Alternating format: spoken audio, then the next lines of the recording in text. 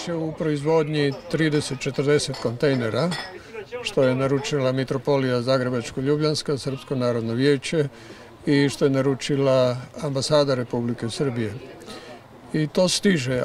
To je negdje polovica onoga što su potrebe.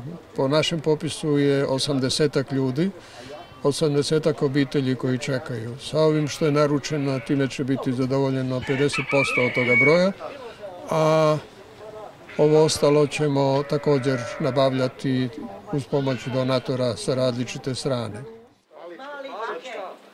Evo, Generalni konzulat Republike Srbije u Vukovaru se pridruži donacijama koje stižu na ovo područje. Znamo i sami nakon ovog potresa da su ugroženi ljudi koji nemaju gde u ovim zimskim uslovima da borave, pa smo pokušali da pribavimo one osnovne stvari. To su ovog puta 2 kontejnera.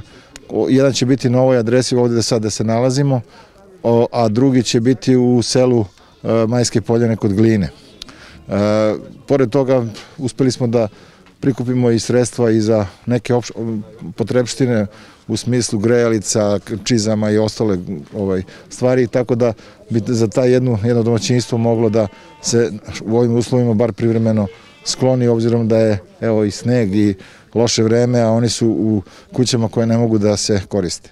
Pa mi smo preko SNV-a, u organizaciji sa SNV-om, obzirom na poznavanje situacije na terenu njihovo, prepustili njima da odrede lokacije za ova 2 kontejnera i ovo sve ostalo što smo donirali, obzirom da oni najbolje poznaju situaciju na samom terenu među ljudima i najugroženijima. Mislim da će ovi kontejneri otići, što kaže, u ovom trenutku kome je najpotrebnije.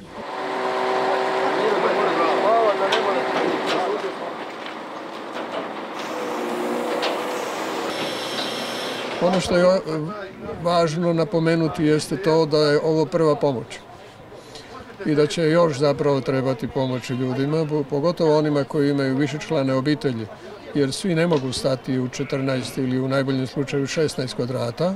Ako ima 4 ili 6 članova obitelji, da bude i kuhinja i WC i kreveti i tako dalje. Tako da akcija će se nastaviti još neko vrijeme i sigurno će trajati do proljeća ili čak do ljeta.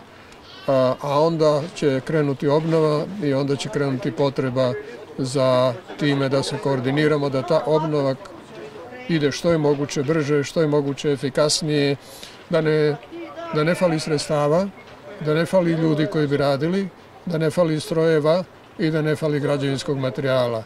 I bit će najbolje da opet budemo solidarni u regiji kao što smo bili oko ovih stvari, oko nužnog smještaja i hrane, da budemo i da nastavimo tu akciju solidarnosti sa Hrvatskom i da pomoć iz Srbije koja dolazi u značajnim iznosima se nastavi. I naravno posebno pomoć općina s područja Republike Hrvatske, uključujući općine sa srpskom većinom.